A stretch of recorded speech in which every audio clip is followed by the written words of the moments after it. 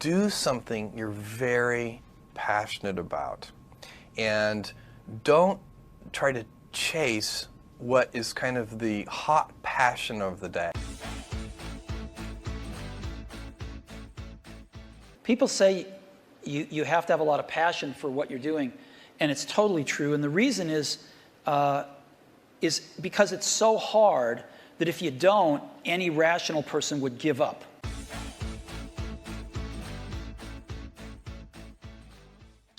Very rewarding when you work on something you think is going to make a big difference.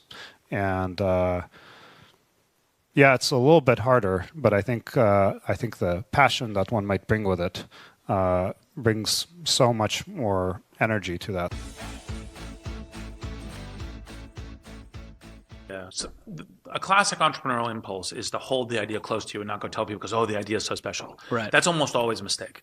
Go talk to Why is that a mistake? Yeah. It's a mistake because your actual real competitive advantage is not that you have this idea that you have locked away in your closet, which may or may not be accurate and you have no idea which it is. Your actual competitive advantage is if you're assembling the intelligence around, does this idea work? What is the right team? What is the right learning? Have to be the best, but you have to be dangerous, right? You have to learn just enough to be dangerous to build an idea, concept it, and show it to the world. And then it turns out there are lots of other people, including all 170 employees that work at Instagram, who are much better at doing all that stuff than I am.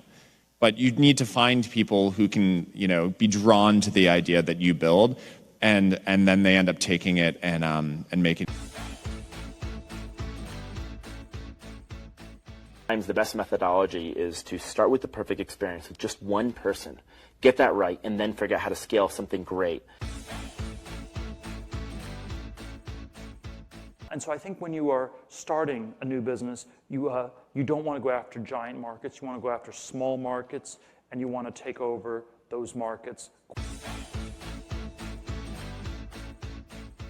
Seek criticism. Yeah.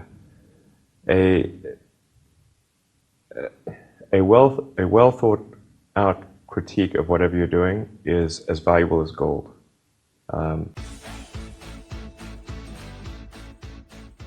Behaviors or principles that you religiously adhere to within your company. When I say religious, I mean that no amount of data will sway you from those principles, and the degree to which that you have the courage to maintain your conviction around those ideas is the degree to which you're going to be successful over the long term.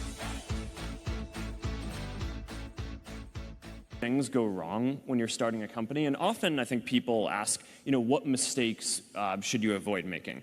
And my answer to that question is don't even bother trying to avoid mistakes because you're going to make tons of mistakes, right? And the important thing is actually learning quickly from whatever mistakes you make and not giving up.